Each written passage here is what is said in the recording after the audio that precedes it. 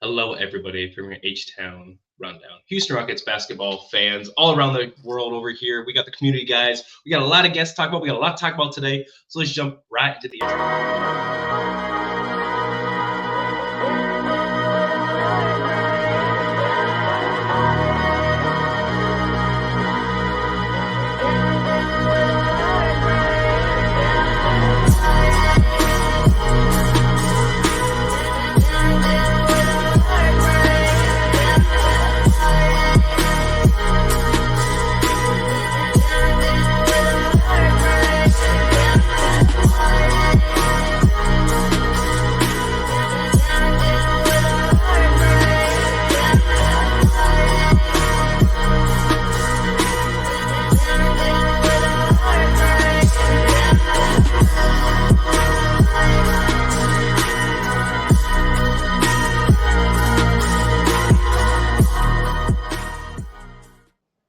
Yes, sir. We are back again. Once again, thank you guys for joining me today on another lovely episode. I got my boy Dante here. I got two special hosts as well. We got our boy back from last time from the Clutch City Connect podcast over here, TJ, Andy, and we also got his boy Aaron Peterson over here, man. Guys, how is everybody today, man? Start off with Dante, bro. How are you, bro? What's going on, man? I'm so glad to be here. We have a fantastic episode, man. What's going on? Man, it's always good to collab with the Houston Rockets fan base, man. Especially we collabing with Club City, man. With Club City, man. So we collab with our boy TJ like last week. Now we got Aaron, man, in the building. So it's gonna be awesome, man. It's gonna be awesome talk all Rockets basketball and a couple more topics, man. But I'm doing great, man. Always awesome to be on this podcast. For sure, man. Don't forget to follow Dante over here at Coach Dante 31, man. He got an Instagram. You guys on YouTube, man. He got a lot going on over there, man. And he also got an X account, obviously, man. So please go check it all out over there. Guys, Clutch City Connect, man. What's good, man? What's good, guys? How are you? We got a lot of news to talk about today, right? We got a lot to talk about. So start off with that first. How are you guys?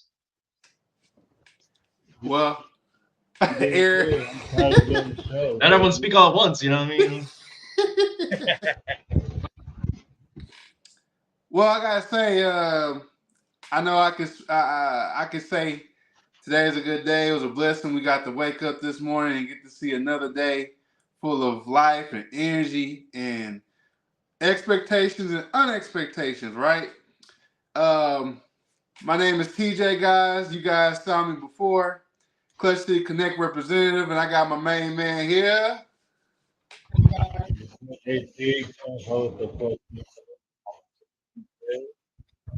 Yeah, my boy, you want to turn that mic up? I'll tell you that though. We want to work on that. I heard muffles and that couch moving behind you. That's about it. Tell us about yourself again, man. Please, let's redo that intro.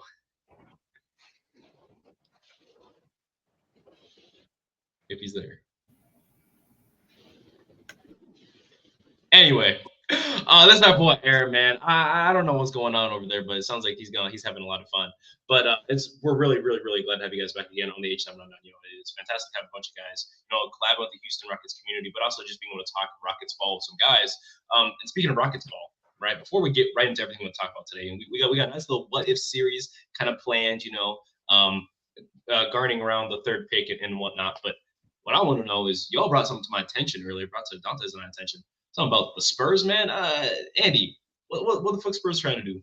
So it seems as though that our rivals over there in San Antonio that Charles Barkley likes to talk about with their women, it seems as though that the team is looking to trade the fourth pick and the eighth pick for the first pick. And the crazy thing here is Zachary R, right? Because we don't want to say his name We don't want to butcher that. So Zachary R has a workout with the Spurs, which is starting to not only just circulate, but starting to come out to the forefront, and teams are kind of have their eyes out, saying, "Okay, the Spurs look like they're serious about this, right? If they're going to give this guy a workout, it seems as though they want to see what he is and what he has up close first before they go ahead and make that trade. And right now things might be preliminary because the finals are still going on and stuff, but trust and believe those talks are going and they are serious if they have a workout schedule with him.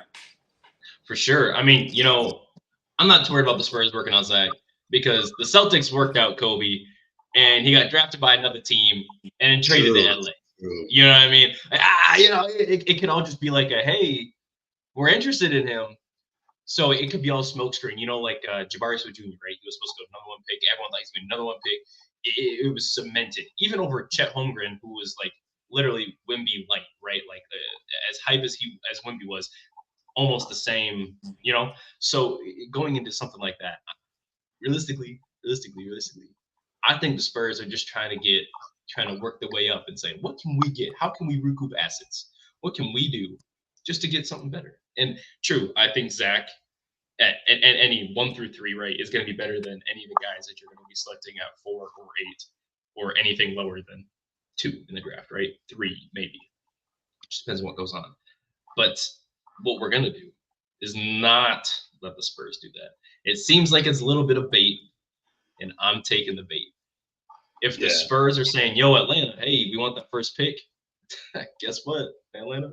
We want that pick too, baby. Because I'll tell you what, we already got to deal with Luka, right? We already got to deal with Zion and Brandon Ingram. We already got to deal with LeBron. We already got to deal with Curry. We got to deal with Luka, who's in the finals with Kyrie right now. I'm not dealing with Wemby and another Frenchman. No, absolutely not. That is the last thing we're going to do. But if we can move up the first, that would be pretty interesting. Is that something you guys are interested in? I mean, if we got to compete, right? And likely we're going to have to give up assets and something like this, not. Of course. Tari Eason, everyone's been talking about on Houston Rockets community trading Tari Eason. No, I don't trade Tari Eason for the first pick. Just in general, if there's a way we can get the first pick within a reasonable amount, we're going to do it, right? Because what do the Spurs have to offer other than Trey Jones and Keldon Johnson? Unless they've given up future Spurs picks, which technically, if you're going to be good, you're building around Wemby, right? I mean, it depends on everything, but like in the next 2 years, 3 years, you're getting mid to late first round picks. If we're being honest here, right? Looking at 20s, probably 18 to 20, right? Being generous here, I know we don't like the Spurs, I get it, but let's be honest. So it comes down to this also. Don't we have better draft capital than them? Didn't the Nets just sit there and say, hey guys, we're done trying to trade unless it's multiple first round picks? Bro, who is Mikal Bridges? But like this is a third, again, no respect to Mikal Bridges, but like this is a third, fourth option on a good team. You play for the Nets. You have 3 superstars who left the Nets, right? And they all bash the organization. Nobody is saying, man, Mikal Bridges is looking real good over there, man. I should go join that team. They just gave the Rockets a 3rd pick, man. I think I should go join them. I think we can make a super team. Hell no! Hell no! That team has no future at all outside of what they have. Bro, I honestly, I just want to thank Joe Tsai and the Nets organization. They are just, not only are they digging their own grave, but they are just gifting us a future beyond what we already have. We have unlimited potential. These Nets picks just became invaluable. I think right now with them saying, yeah, we're going to turn down 4 first-round picks and a player for Mikal Bridges, them saying that, either they're really, really confident they're getting Donovan Mitchell somehow, who is going to walk anyway the year after that, because I'm not going from the 3rd or 4th best team in the East to join a bottom-tier Nets team that won 20-something games, right? And you still got the same coach down there. No disrespect, but like y'all ain't making no changes. So do whatever you got to do, as long as we get in the picks. I think those Nets picks are now better than those Suns picks. And I was just saying on the last pod that the Suns picks might be better. No. The Suns organization is terrible, bro. Or not the Suns, the Nets organization, bro. I feel bad for them. My heart goes out to them. But in a roundabout way of saying the Nets suck, I'm also saying that the Spurs suck. I don't trust the organization. If they're going to try to go up, we do what we got to do to go up to 1. Because I'll be damned if I let the Spurs get a pick over us, bro. No. They already got Wemby. You don't need Alex Sarr or Zach. No. Well, who future. Well, this becoming a trend, from the Brooklyn Nets. They do a very good job of starting teams' future. What other team that they started a future on? That team is about to win the finals, right? About to get ready to win both of them. They're about to get ready to win the final. About to get ready to win the finals. The Boston Celtics from that Kevin Garnett, Paul Pierce trade. That turned into Jason Tatum and Jalen Brown. That's what the Brooklyn Nets pick. Then we control they picks as well. So they do a very good job of being mediocrity and starting another squad future, starting another franchise future. So at the end of the day, man, again, if they want to keep helping other franchises, they go ahead. But again, I don't see how they can keep Mikal Bridges right there and hold them hostage because they're not going to be doing anything for the past couple of years. So I don't understand how they're going to keep that man hostage right there. I want to build around that man. If I'm Mikal Bridges, he may not come out and say this, but I would demand a trade immediately. I would want out of there. Mm-hmm. Well, the thing is like, I don't know, man. The Nets just remind me of food stamps, bro. Like they just helping everybody but themselves, man. They can't like they just can't like, man. I don't know, bro. I feel bad for the Nets fans, man. I apologize, man. Just come join Houston, bro. Come any other franchise, because like I don't know what you see over there, bro. There's a lot of really dysfunctional, disorganized things going on within that organization. They don't know where to go from here. Their future is already mortgaged. I mean, they have the Suns picks, but who's to say that those Suns picks are going to be good in the next 2 or 3 years if they have a Kevin Durant or if they have not a Mikal Jordan. Oh, dude, my goodness. This is the comment, bro.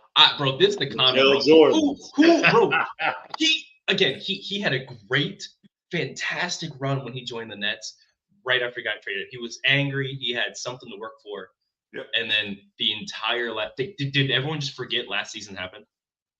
He regressed in every facet of the game. And I don't blame him because if I played for the Nets, if I played in the NBA, I'd be happy.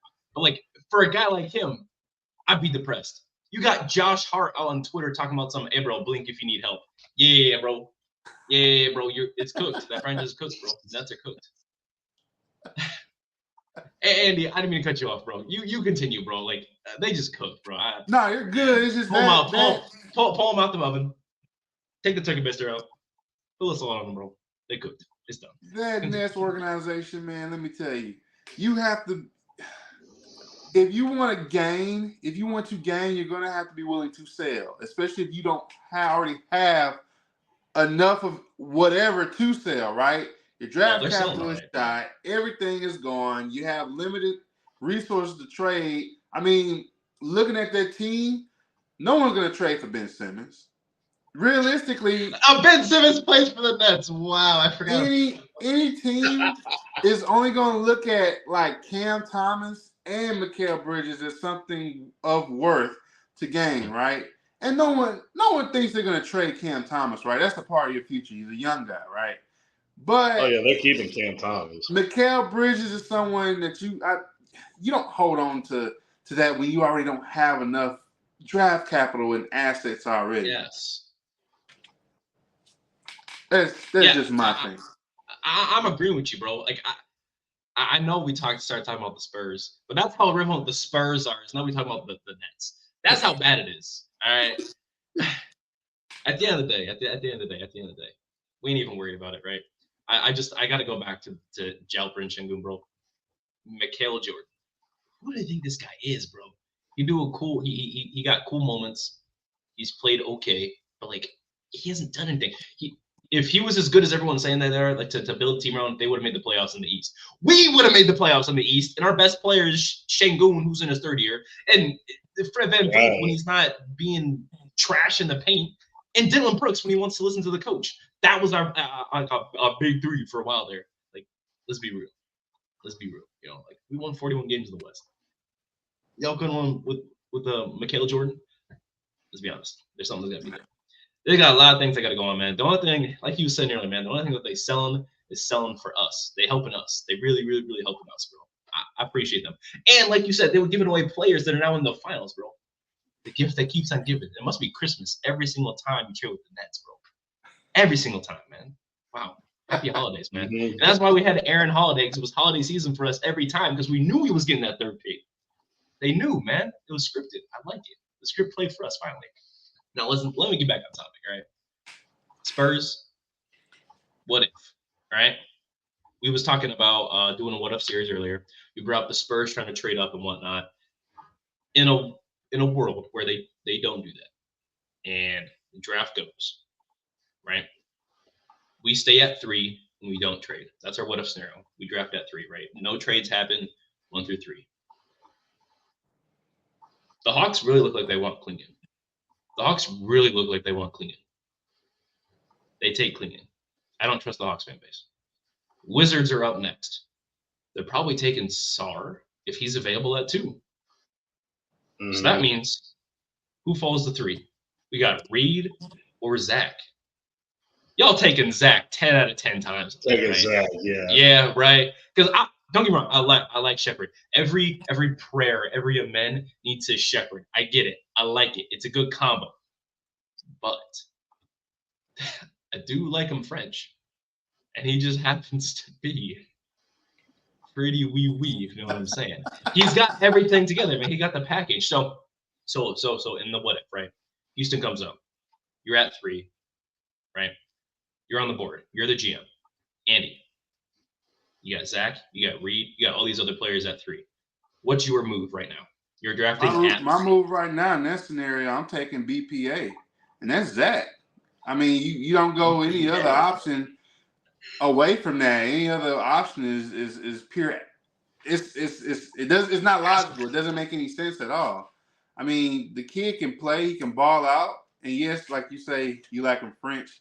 In this scenario, I would too. But yeah, I'm just saying, we don't even have to go over what we like about him because we already know he's that good. And yeah, I do like Reed Shepherd. For all the Rockets fans out there that think that I'm against Reed Shepherd, I am not. I feel like he does fit this team like a glove. But in this scenario with the team that's this deep and this young, you go best player available and you worry about those issues later. Because a lot of that you can find in free agency, like with Malik Beasley or any other of these other guys that are going to be available that are 3 specialists. You can find that in free agency.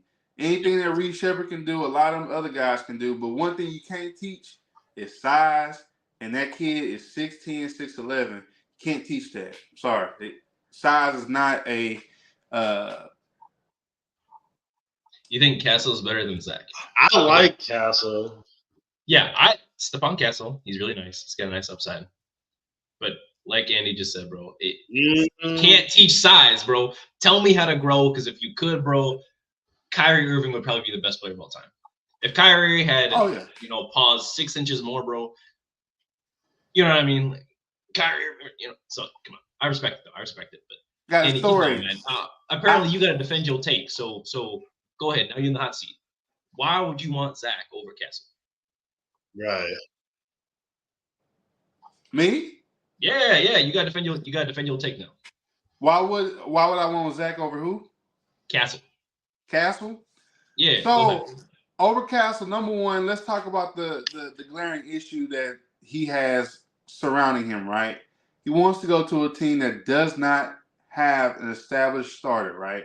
So we already have Fred VanVleet. Fred VanVleet is supposed to be given the keys to Amen Thompson after next season. I do like Stephon Castle. I do not think he's coming here.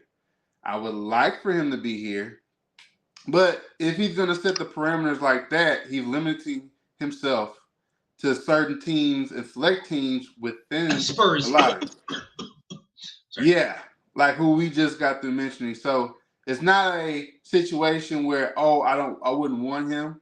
Stephon Castle could be better than Zach in the next 5 years. That's for them to play out over these next 5 years, right? You got to look at what's going on now and what's available now and the information that we do have, right? It just doesn't make any sense to select him. He's disgruntled. He's upset. He doesn't want to play here. You don't want to go through that, right? At least with Zach, he'll play here. You know that. We don't have an established player at small forward, right? Because we all don't expect Dillon Brooks to be here that long, logically, right? So I would go with Zach. I agree. That's a good take. That's a good take on that. Another thing that kind of really adds to that is, like, do we want to bring in someone who's got negative culture surrounding them to a team that just began their new era, like just started? We just got rid of Smiley last season. why are we gonna bring in another cancer right to the lineup? You know what I mean? Like, and it's no disrespect to Silas, but you know what I mean. It's just we got to do what we got to do. That's it. Yeah, for real. Yeah, bro. Josh Christopher, man. We gotta do this best. My boy, right? Yeah, for real. Oh, this is a big comment. All right, Fifth and Fleet is here one more year, and a man might be a wing. Castle's a plus size potentially. I don't know what that means. Versatile, more dynamic than R, and he's better player. Person available, defender in the class. Interesting. Could be. Some of those could be true. Putting our thinking caps on. With stating all that, yes, Van Vliet is here for one more season. But Stephon Castle wants to go to a team he can start right now. He doesn't want to sit behind someone and come off the bench. He wants to be that guy now. That's what that report means. He wants to be the man now. He don't want to wait behind Fred VanVleet. Oh, like he's going to learn behind VanVleet. No, this guy feels like he's the it now. That's the thing. So that's why in that scenario, that's the only reason I don't select him as the general manager of the Rockets is because he wants to come in and he wants to be that guy right now. And no one is trading VanVleet this season unless this scenario based around a trade deadline, right?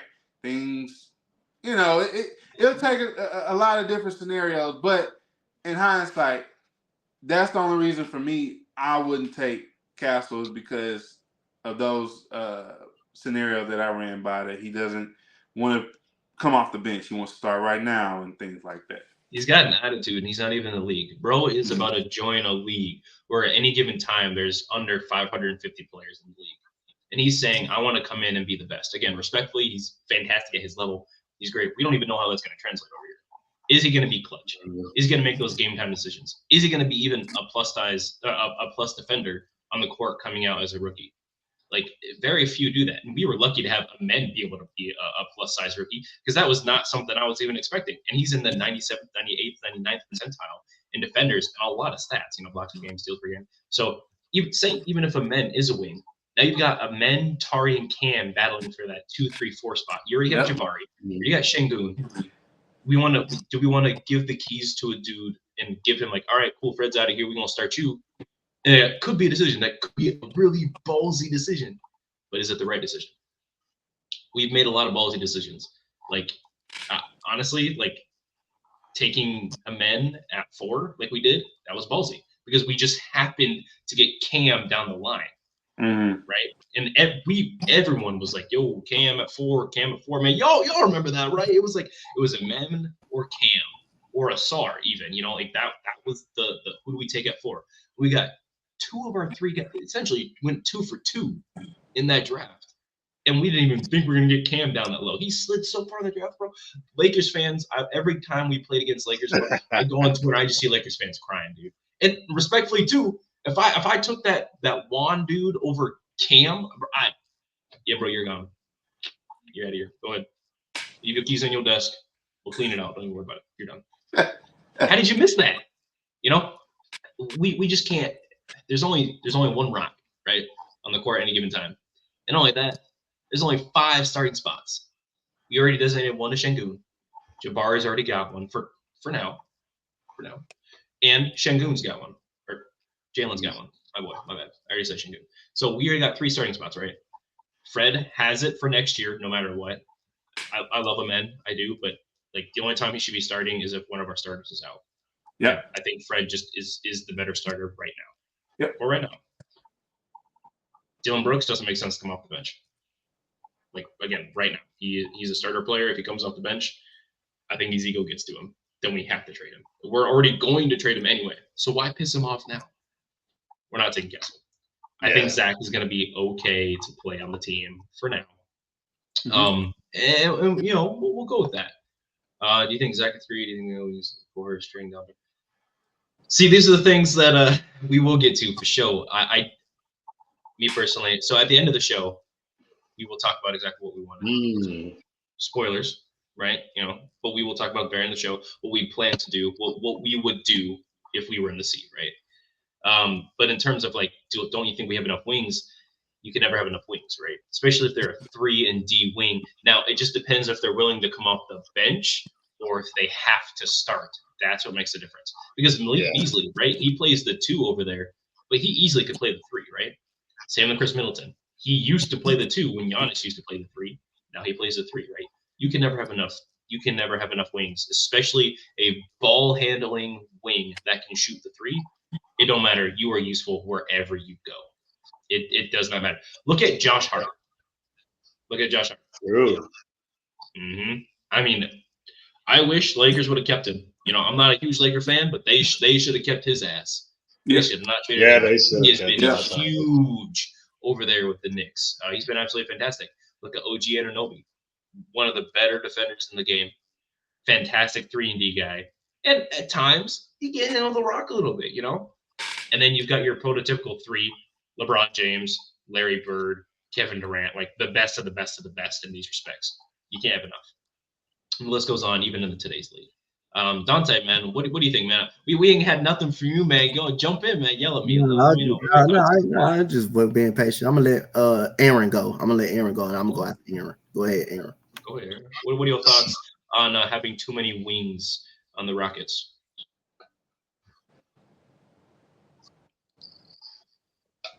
Sir Aaron, if you would like to speak. It's like y'all said. I don't think you can have enough wings. I mean, we do got a lot of good wings. We got Dylan Brooks. We got Tyree. We got a lot of good wings, and I'm grateful we did got that many wings. I mean, you also got Jabari Smith Jr. too. He's a guy that he plays 4, but still a wing technically.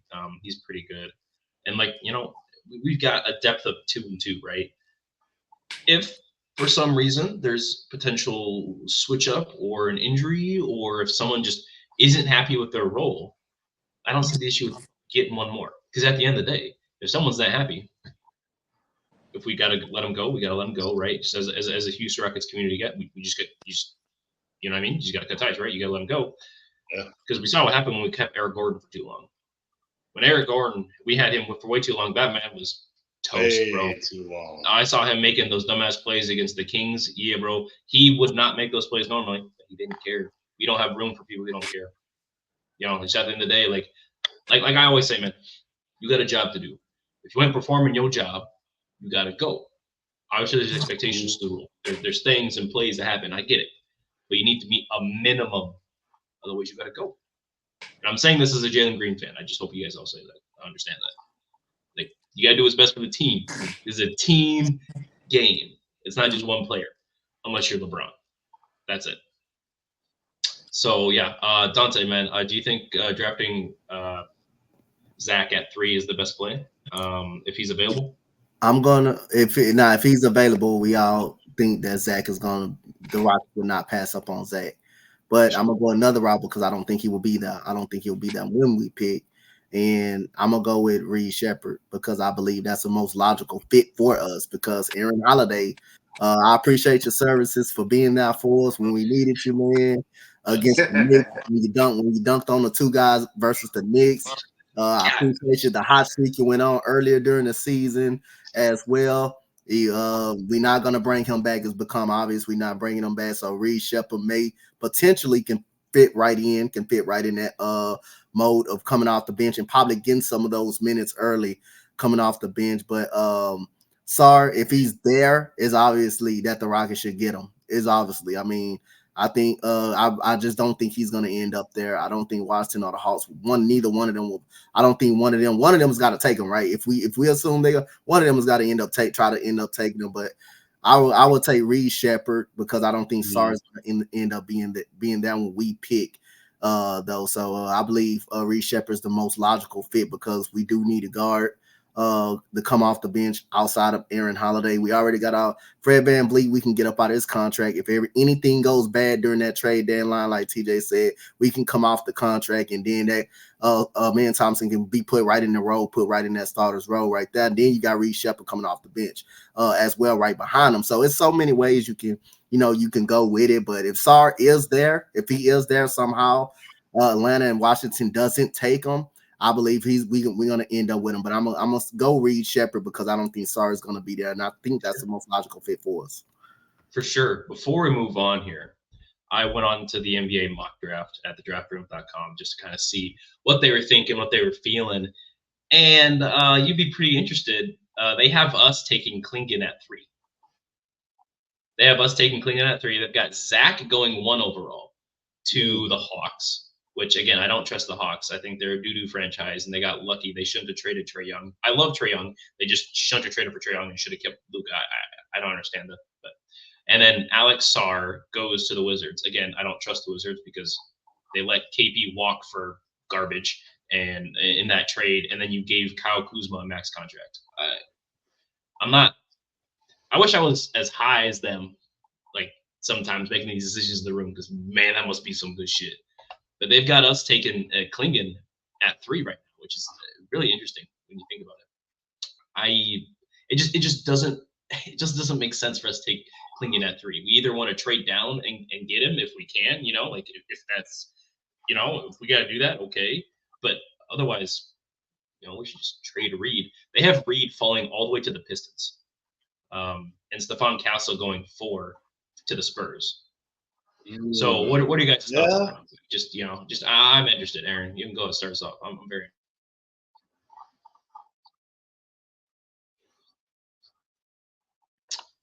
Aaron, if you'd like to start us off, just what are your thoughts on Reed potentially falling lower than 3, going all the way to 4? I mean, I don't got a problem with Reed Shepherd. I mean, he does fit what the Rockets need as far as shooting the ball and everything like that. But he's not like my favorite spot for the 3. Like I would like Zach, or I would like Stephon Castle, but like TJ said, he wants to be the starter, and we got Fred for 1 more year, so that wouldn't make it good. But to me, I think Zach would be a good pick at 3 if he falls there. I would like that. I would feel more comfortable. If not, then I'm trading back the pick maybe to like Memphis or like Marcus Smart or Luke Kennard or something like that. Yeah, man. See, yeah, Luke Kennard, man. I'm glad someone else is on that train, man. I really like what Kennard brings to the table. Andy, man, come on. What are your thoughts on that? I mean, you looked pretty perplexed when they said that they got us. And this is updated, by the way, as early as yesterday. So this is up to date with whatever. And the mock draft, the draft room is usually pretty spot on. They're usually pretty good. So why in the world would we take Clingan at 3 over Reed, or in some people's cases, Stephon Castle? It is not for fit, because we're not. If we're drafting a center, he's playing on the bench no matter what. Like that's his whole goal. Is we're drafting a 7th man, at best. So what are your thoughts?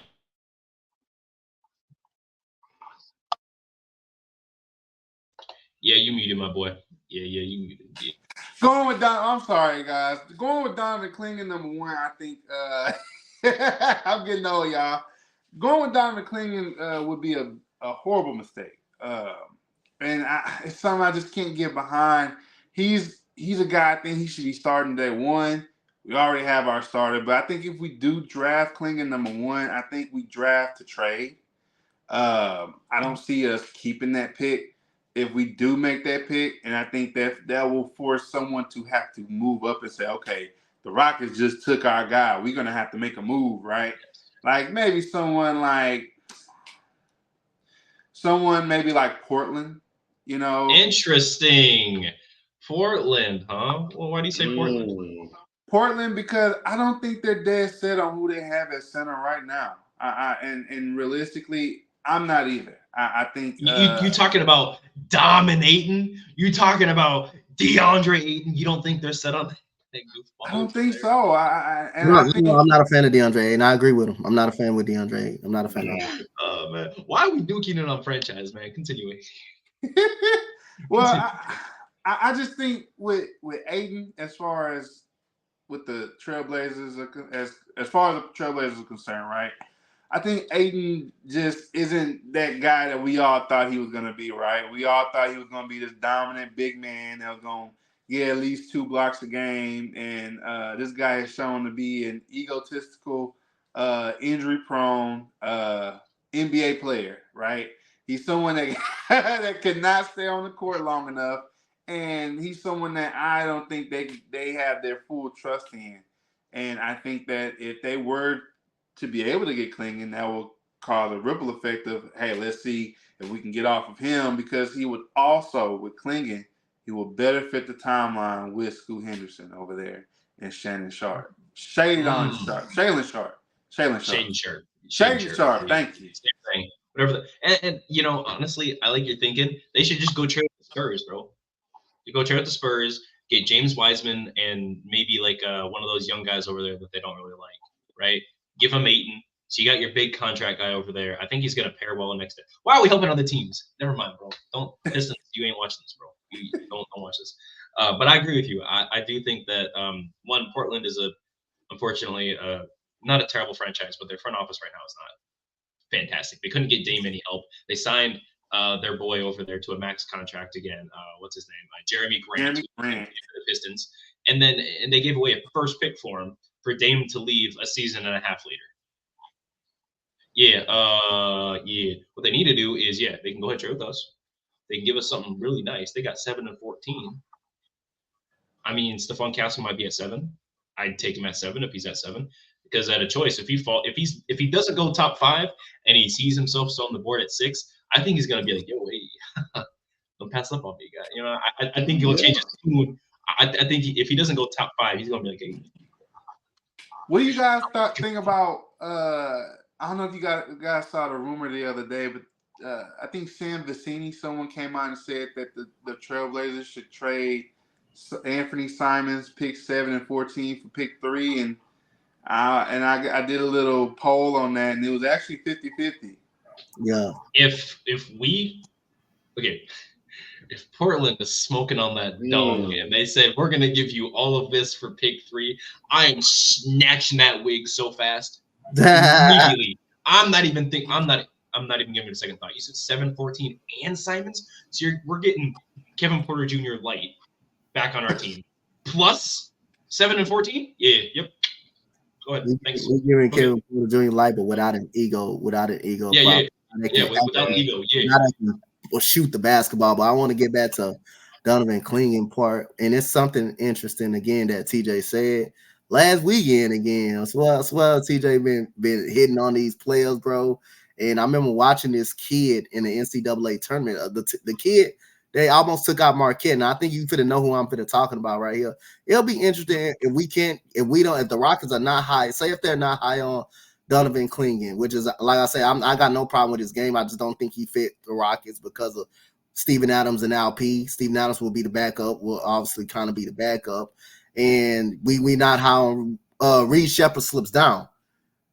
Cody Williams, if we trade down, will be a choice that I would another choice outside of Dalton Connect that I would like. A 3-and-D player, man. This guy has a similar game to, Oklahoma City Thunder, Jalen Williams, that can shoot the basketball, play very good defense. And this is a kid that almost took out Marquette, a top seed in the NCAA tournament, and played well. So if we trade down, I will be heavily entertaining Cody Williams or Don Connect. That guy. TJ brought Cody Williams up, and I'm like, I looked at this kid in the NCAA tournament.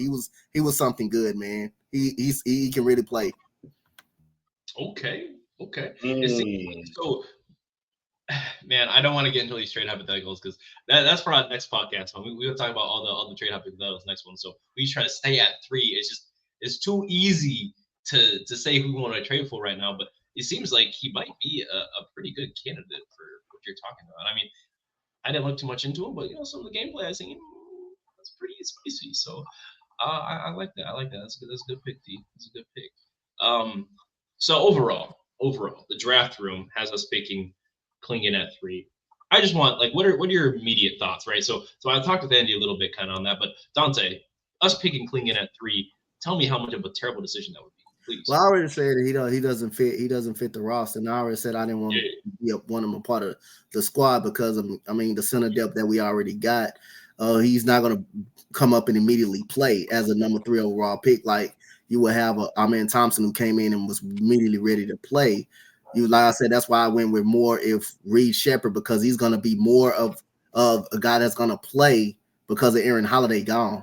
Aaron Holiday is going to be gone, that's going to open up another spot for him, and that's going to open up some minutes for him.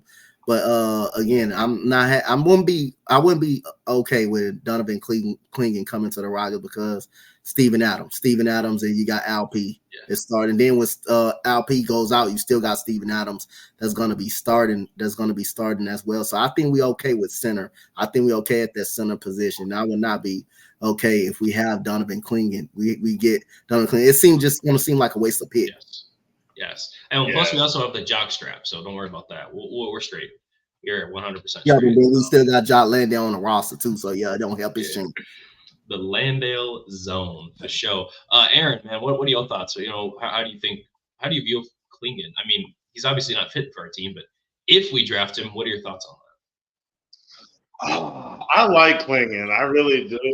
But I agree with Dante. Now that I'm kind of thinking about it, it would be a waste of a third pick because you do have Şengün and Steven Adams and Logdale. I mean, unless he's like balling in the G League and then you're like trade Adams at the deadline for some extra pieces, some extra picks or something like that. But other than that, I don't see the Rockets drafting Clingan at 3 because I think that would be a waste of a pick. Yeah. I'm glad we are all in agreement. This harmony over here. Houston community needs to take notes on this is how you have a conversation. This is just beautiful. I mean, just say if we do take Donovan Clingan, you have to have something going on if you're gonna take. If you know you're gonna take Donovan Clingan, you gotta have something going on. You gotta be open to a trade for something. Some brewing. Ain't being said. Something gotta happen. A trade should be coming soon if you're gonna take Donovan Clingan. That's why I would not be okay. But the only reason that will make logical sense if you have something in the works of trading Jock Landale somehow Steven Adams is gone, which I don't think he will be gone, but Jock Landale, something's got to be in the work if you're gonna take him. Facts. Yeah, I absolutely agree. I also agree with this comment. There's definitely sleepers in the second round, or even later on in the late first round that might slip to the second round just based on fit, right? So if that's what we're looking for. But that brings us to my next point. Pick 44, right? Second round. Do you guys, how do you feel? Are you feeling drafty at pick 44? Or are you looking to trade that? Trade? Interesting. So you wouldn't want anybody in the second round at all, just hypothetically, right? Because this, not saying he's going to fall to our pick in the second round, but the Nikola Topic guy tore his ACL. Right, that might lower his draft the second pick for sure. So hypothetically, if he falls to the second round, say he's there at pick 30, are you trading up to get him? Yeah. Because I mean, that's a guy, he got ACL tear. Yeah. That's your player that you have him sit out. I mean, of course, he's going to be out for the year anyway. You draft, and you dang near. I mean, that's dang near drafting stash, right? That's dang near drafting stash. Facts. Aaron, tell me about Cam Christie. You seem like you know a little bit about Christie over there. If he's available in the second round, it seems like you'll like him, right, Aaron? So tell me, what do you like about this guy? You say he can shoot. Can you do anything else? I was watching a little bit of the NBA draft, scrimmage wise, and that boy can shoot. And in the second round, I feel like there's a lot of shooters in that second round that Houston could snag at 44 if they do keep that pick. Okay, I like it. That's very interesting. There is another option is draft a big man and put him in the G League, which yes, that would be the move almost no matter what. Anyone we pick in the second round, or honestly, if we trade up and say we have a 14th pick, the 14th pick is probably also playing in the G League, if we're being honest. I mean, there's just there's only 15 roster spots, right? At the end of the day, so they're probably playing in the G League. I mean, Cam Whitmore was balling out. I mean, 30 and 10 in the G League, and that got him 8 minutes a night to begin with in the league. And he's doing 30 and 10 in the G League. You know what I mean? 27, crazy numbers in the G League. And he was doing all that just to play 8, 10, 12 minutes. And obviously he got more minutes as the season went on, and injuries broke right for him to really allow himself to have that breakout part. But the most important part is there's going to have to be playing time. There's got to be time available. So I think if we get 2 picks, right? So kind of coming back to that Portland pick, right? If we get 7 and 14, whoever get at 7 is playing. Whoever get at 14 does not play unless there's an injury or people are sitting out. That's it. You know what I mean? Like they're in the G League the whole season unless something happens, or unless we swing a really interesting trade and 14 looks to be like the future. And, there's always that option too, but I don't think so. I got one more guy we're gonna talk about here coming from our boy Mo Beasley again. What do y'all think about Dylan Jones from Weber State? I wish I could tell you I knew who he was. Yeah. I do not know much. Aaron or Dante, do you know much about that boy? I haven't heard much of Dylan Jones. Phenomenal. There we go. That settles that conversation right there. I'm looking around this time. I would typically have an evaluation for all the players in the draft. And this year was just different with my time being limited on a lot of different things. I haven't been able to really scout any players outside of who will be essentially considered lottery bound. Yeah. So unfortunately, that's where I'm at. Some players I know of here and there that I may have seen, playing, of course in college ball, but a lot of these guys, I'm sorry guys, that's projected second round I haven't seen. Oh no, on the same page. We on the same area. Yeah, for sure. So towards the end of the show here, like kind of we're getting to, I want to talk about our big board 5. I assume we've all got a couple guys that like at least 5 picks where we would be comfortable taking at 3 if we absolutely have to. Obviously, there's the easy ones. Our number 1 and 2, right? If Clingan goes first, whoever is second between, or whoever goes between Sar and Zach, we want the other one. Mm-hmm. No matter what. That's our top. So either, so our number 1 is Sar / Zach, right? I think on everyone's board, right? That makes sense. Yeah. Okay. Number 2 on my board, I got Reed Shepherd. Any disagreements? Yeah. Okay. Number 2. So if available, right, the 3, who would be able to pick? Most likely Reed Shepherd. I do like that. Now, based on some of our show last time and what we were able to talk about, it really opened my eyes to this kid, Dalton Connect, man. I would like him if somehow, some way, Reed Shepherd's gone. That's my guy. Star and Zach are all gone. I'm like, man, I gotta have somebody. Bro, don't connect, man. I mean, you're talking about a guy who's 212, 6'9", or 6'6". He's got a wingspan of 6'9", 6'10". He's getting comparisons to Brent Berry, Klay Thompson. I mean, hey, I'm down for that. I'm down for that. That totally makes sense to me. He seems fantastic. I'd like to see what he could bring to the table. So those are my like top 3. I'll say my last 2. I'll go last. Dante, do you have any other guys? What's your big 5? All right. So obviously we got Zach. We have I have Reed Shepherd. I've been talking about Dalton Connect. We saying if they had 3 or just general who. At 3. So at pick 3, say if those guys are gone, then Okay. So I would say Rob Dillingham. I would say him from Kentucky. Oh, Rob Dillingham. Kentucky. And obviously we just never know. I'm just gonna throw Clingan in now because you just never know. But even though I don't want Clingan on this team, but I just think you gotta consider him because he's in the top 3. I just only consider him because he's been talked about in the top 3. So those are my 5. And Rob Dillingham, man, another guy that can handle the ball, that can also score the ball and shoot it at a good rate.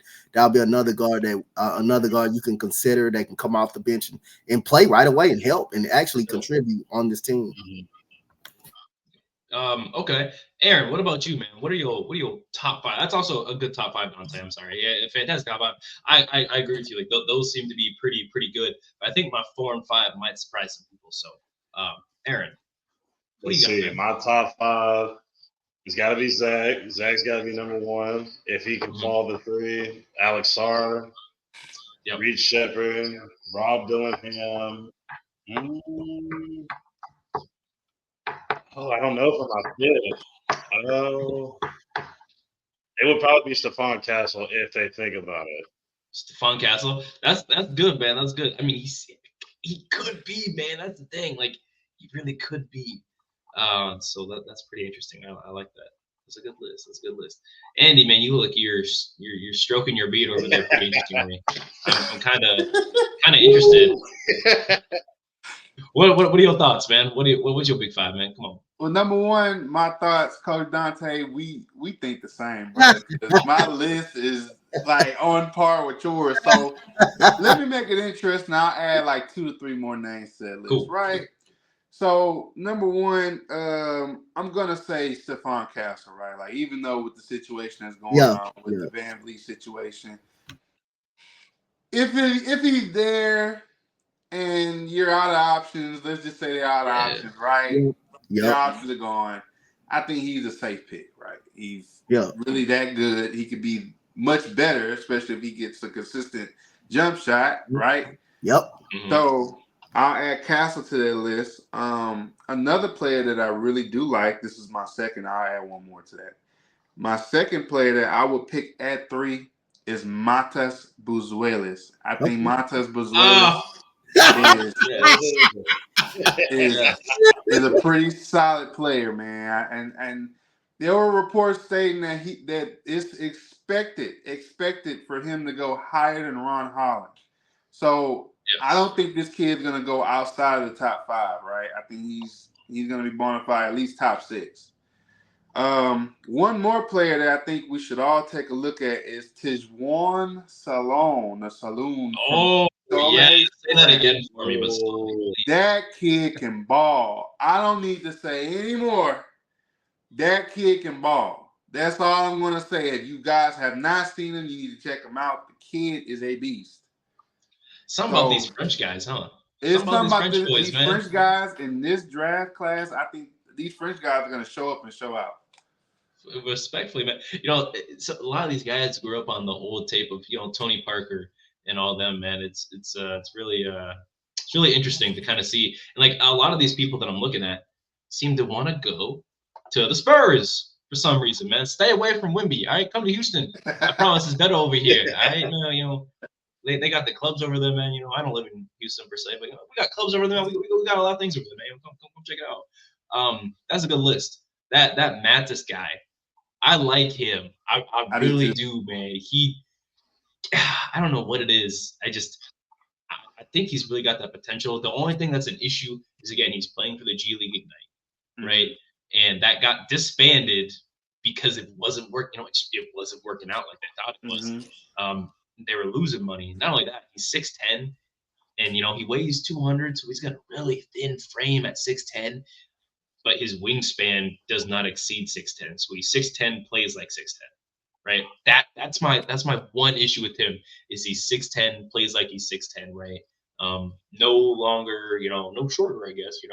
He's not no Desmond Bain with little T-Rex arms, but like they still like they're not, what I mean? Like they're not, like I need them to be wide, Right.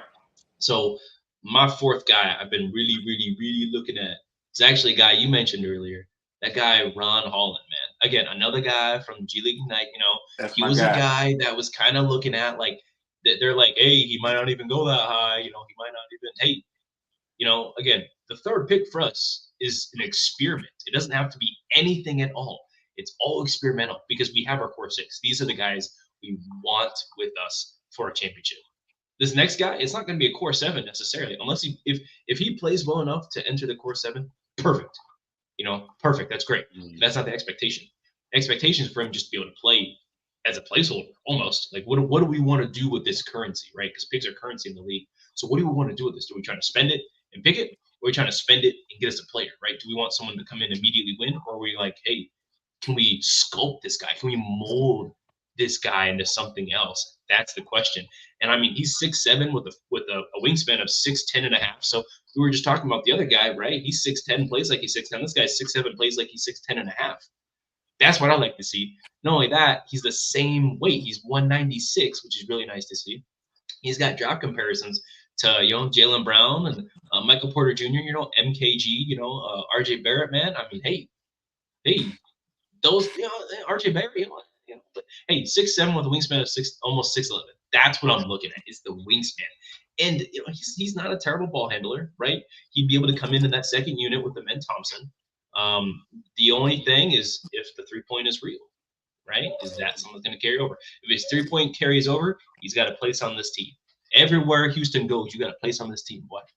That's what I want up for. Now, my last guy, right? Obviously, we're all saying Clingan, Clingan. So I'm gonna be different. All right, I'm gonna be edgy. I'm gonna go with Zach Edey. He's got the comparisons to like Boban, just a big body that's 7'5" with a wingspan of 7'11". Just want to put that out there. I don't know if you guys heard me. 7'11". He would just go out there and be our bruiser. Hey, yo, Şengün, come sit down. I need you to play like JaVale McGee. Go out there, Zach. Go out there. Go ahead. Get your 5 fouls. Go and get out. That's all. That's all I ask him to do. Go set the screen really hard. Go ahead. Yep. I need you to learn from Steven Adams. That's all you're going to do. Go stand in that corner. Go stand over there. That's it. That'd be his role. I do not care if this boy can play or not.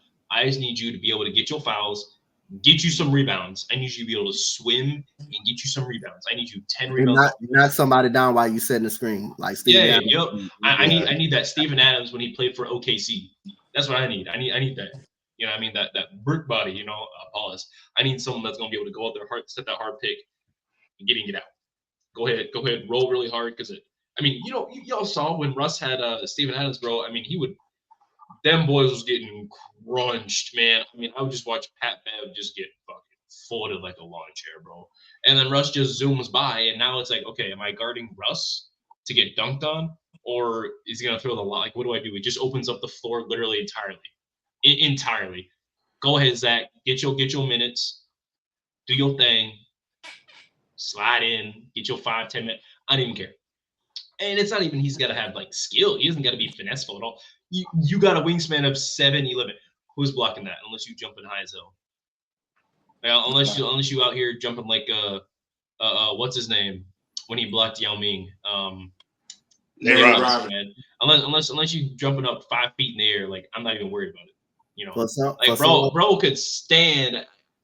For someone to dunk on him, it's gonna take an Anthony Edwards-like person to try to dunk on him. Unless Şengün could probably do it too. Put him under the basket, like he did Wemby. He put his ass under the basket, But other than that, there's like 2 people that can dunk on him. You got to be uber athletic. And there's like 8 people ever that dunked on Boban, right? Hashtag shout out KJ Martin. Yeah, is our boy.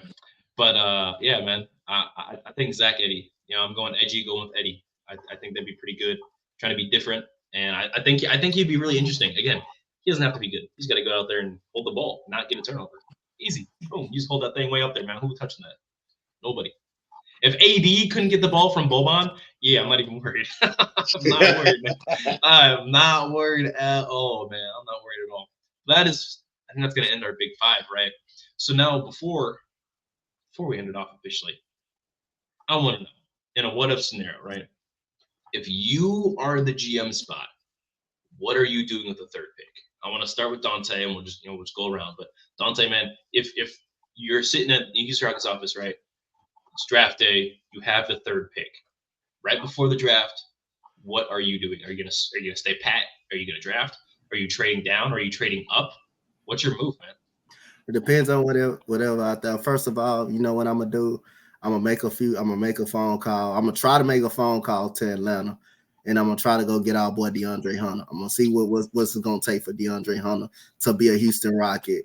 Gonna be a Houston Rocket without trying to trade the number 3 overall pick. So if I can not trade the over 3 over, now I'm gonna just say they don't want it from the number 3 overall pick, and I'm gonna get I trade DeAndre Hunter for Jayshawn Tate, Jock Landale, and probably the second round. Let the second round pick go that we got.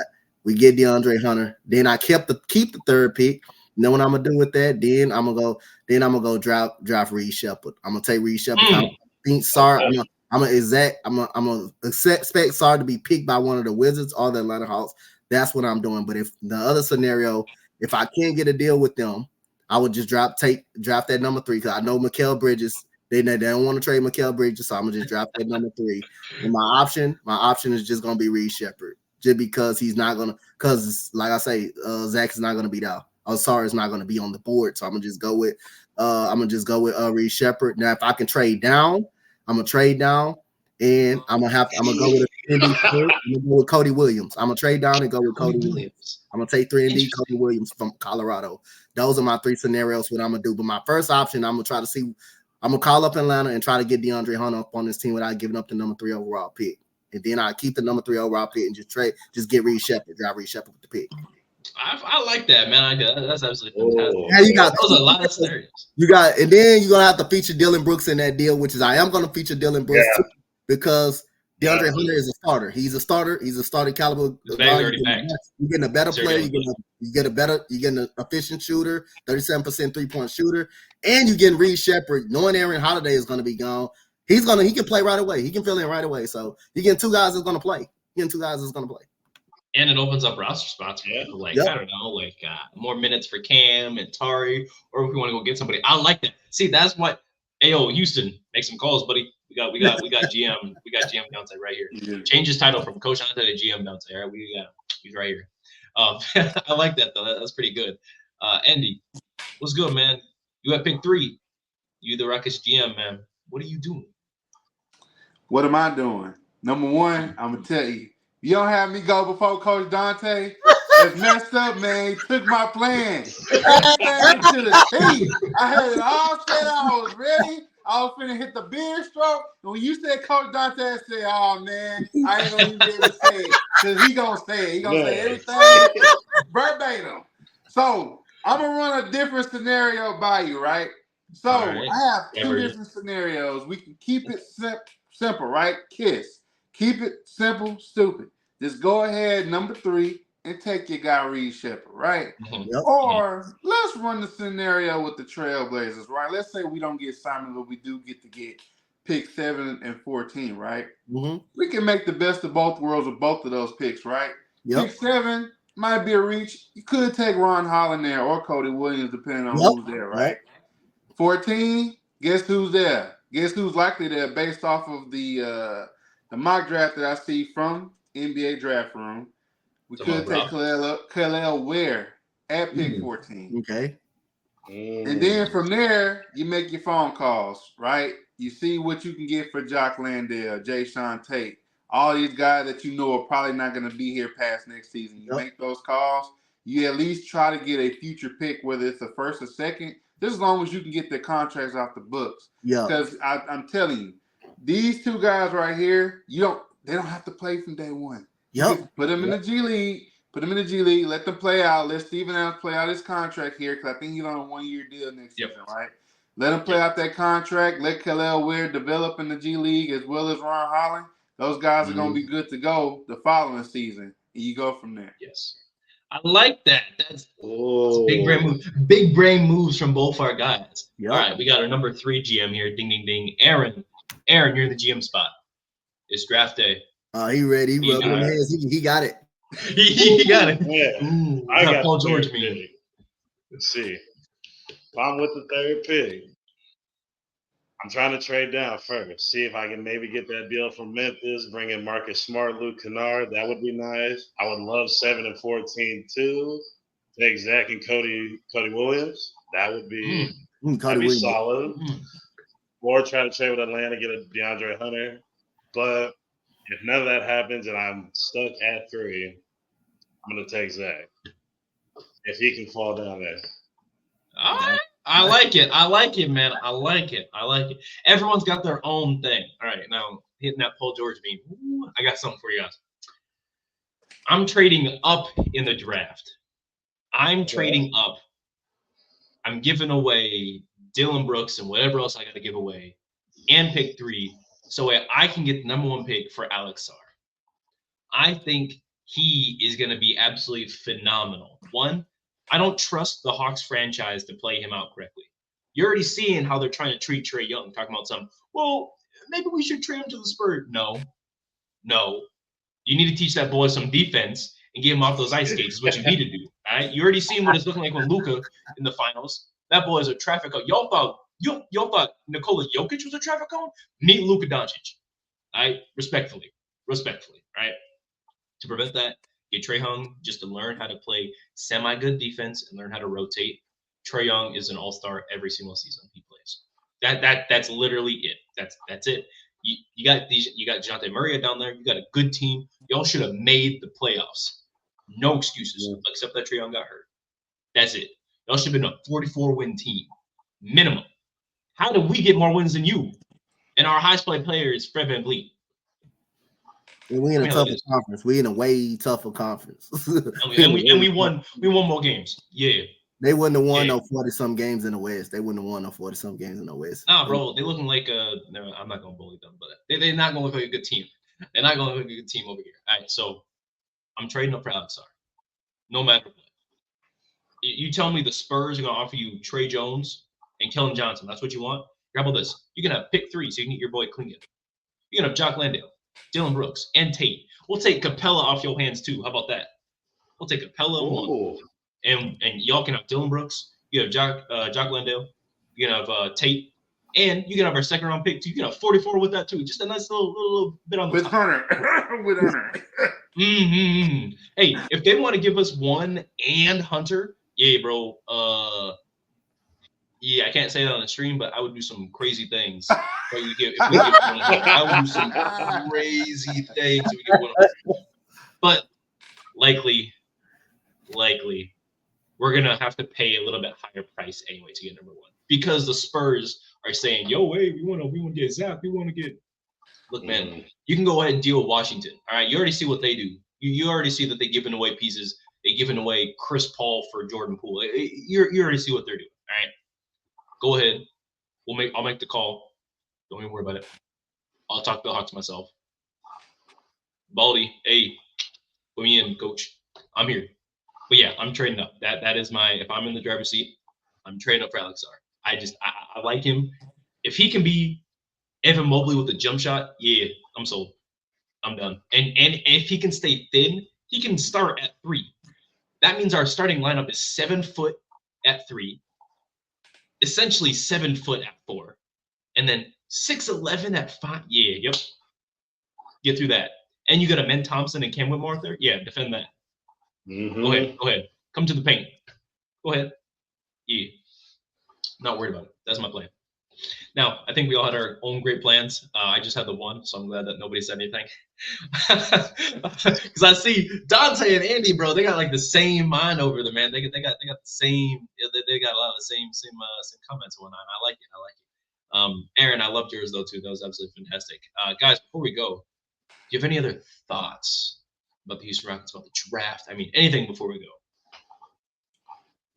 go? For me, I wouldn't be surprised if Houston tried to trade out of the draft. I wouldn't be surprised. I think that would be an option for them as well. Yeah.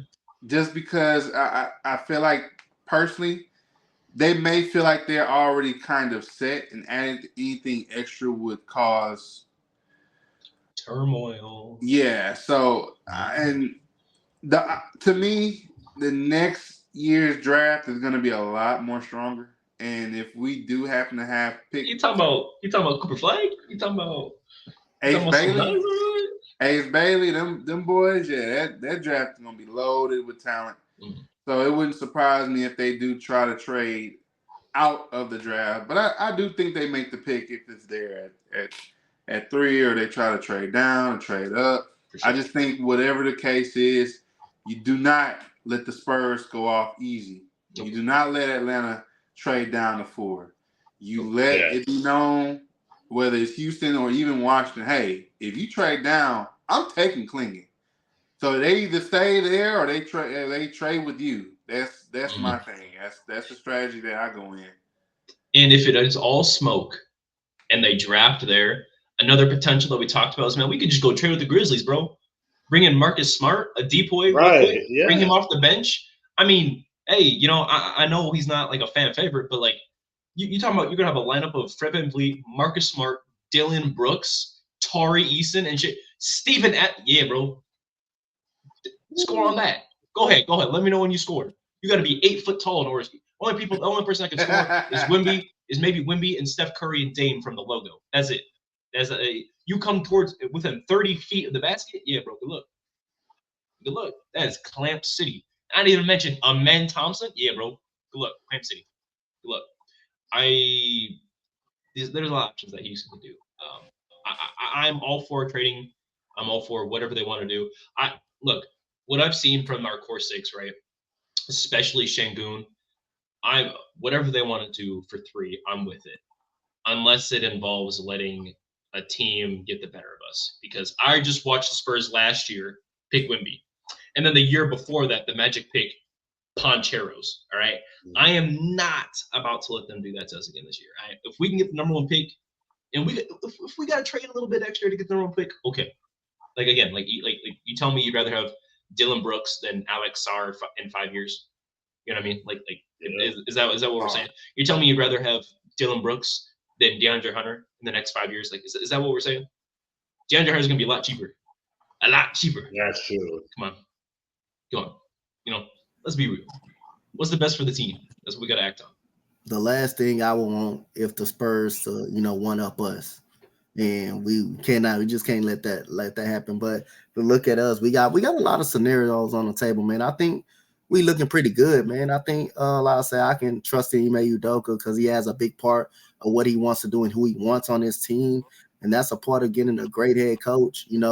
That has great power, that has discipline of his team, but also make some very good decisions on how he wants to roster. So I really do trust Ime Udoka that he's gonna pick what's in the best interest of the team. But again, we cannot let the Spurs just like one up that. I don't care who else try to does it. I just don't want the rivals to do it to one up us. But it's a lot of scenarios that we all of us four talked about that can very much happen. Like if you can't trade for nobody, you either draft at 3, or if you're not feeling who you want, if you're not feeling nobody at 3, you either trade down and you just draft who you feel like that's going to help this team, that's going to help the best interests of this team. And you still got some players that you can come on and make an impact of this team. You still got some players out there. So I think we're going to be in a good spot. We're in a good situation. The show, man. That's absolutely beautiful. You right, man. You right. So real quick before we go, just a couple of comment answers we want to do. So is Connect the next Korver? I think he's a better Kyle Korver, though. Yeah, he is a better Kyle Korver. I like that. It's a pretty good comparison. And then this post earlier, how close do you think Ware is to Sarr as a prospect? Okay, so if we're talking like on a scale of 1 to 10, all right. So if Ware is like a 4, Sarr is a 12. Yeah. You know what I mean? Like, and it's no disrespect at all to Ware. I like what Ware can do. I think in his own thing, he's going to be like the next Jared Allen, right? Just another bruiser, a really good defensive big man, right? Except maybe the lights won't be too bright over there for the Cavs. I don't know about that. But Alex Sarr, bro, man, if you haven't seen this kid play, bro, go watch any draft profile on him. Like if he can be a respectable 3-point shooter, we're talking like 34%. Yeah, if we gonna be real, if he's real, the big 3 for Houston is probably gonna be Şengün, Sarr, and Jalen. Like that's this guy for him. I think he's got potential to be better than even Cam Whitmore. Me personally, I do like Cam Whitmore. I do think he can be fantastic. That's no respect to Cam Whitmore. I don't want to trade Cam Whitmore either. Calm down, everybody, breathe. But Sarr's got that. You guys watch a player. I think even drafting Sarr will probably put you in a position where you may have to trade one. I don't want to say his name, but maybe trade one of them that's in that starting 5. You talking about Dylan Brooks, right?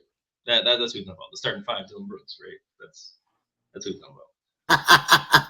That's what he's talking about. Yeah. Hashtag piss people off. Am I right? Oh man, yeah. He's like, yeah. But yeah, guys, it's good to have you guys on. It's absolutely fantastic. Be sure to check out their Clutch City Connect podcast. Starting with Aaron, man. If I want to plug you in, man, where can I find you, bro? Where You you can at? find us on IG. You can find us on Facebook, on Twitter at Clutch City Connect. And follow both our IGs, me and TJ. And before I go, say my last piece. Atlanta, you better not trade that pick to the Spurs, or I'm gonna have to beat up this trade too. I'm gonna have to beat up this trade part too. So don't do it. Yeah, bro. If I see the Woj bomb that says Atlanta has traded with the Spurs, I'm flying out to Atlanta myself. I'm taking me, the baby, King Vaughn. I don't care. We all going, bro. We going 10-man deep, bro. Yeah, bro. Yeah, yes, sir. Yes, sir. Andy, bro, man, where can I find you, bro? I just been searching for your account. I just can't find you. Where you at? Man, you can excuse me. You can follow me on Twitter X at TJ Anderson NBA. You can find me on Instagram at Andy Ty BOI. And yeah, man, that's where you can find me. Especially on Twitter X. I'm posting dang near every day. Always trying to look for hot takes. Always looking for Rockets news. Not arguing with RC Rockets culture, right? So, so I'm doing it big on there, man. You can find me on those social media platforms, and you can always hit me up. Let's talk some Rockets ball, baby. Facts, man. Facts, man. It's good to have you on. Dante, my brother, you got a YouTube channel. You got an Instagram. You got everything, bro. Where can I find you, man? Man, y'all can find me on my Instagram at Coach Dante 5. I did change my name to Coach Dante 5. I put out podcasts where we talk about a lot of stuff on there. So y'all can find me on X where I chop it up with people as well. Me, TJ, and all of us, we have good conversations on X, and many other people will come in on the comment section. It's fun doing that. Find me on my YouTube at Coach Dante as well, man. Y'all can just and find me here on the Htownrundown, man. Y'all can find me pretty much everywhere, man. So like I say, man, we always good to meet new Rockets fans. Like I say, it's fun to be a part of a winning culture. Except for the last goddamn 3 years we had to come up here and we look like an AAU basketball team out there, not knowing what we doing, the same stuff. We gotta listen to watch Steven Silas do all this and smiling and all that. I'm glad we done with that scenario. I know I don't want to bring it up, but I just had to put that out there because that what we were looking at for the last 3 years before this year. That what we was looking at. AAU basketball team, a young team that looked like actually a young team, and us being just a little baby brothers of the NBA. Now I'm glad we just back to winning basketball, man. So it just feels good to be back to Rocket basketball and winning basketball. All I can say is we are no longer the kings of the West. You know what I mean? You know what I mean? Right. Hey, man, look, man, they made a huge trade, bro, and now anyway, bro. Houston, baby, we here for, man. You see James Harden, you see Jalen Green, you see Şengün back there, man. You see the championship back there, man.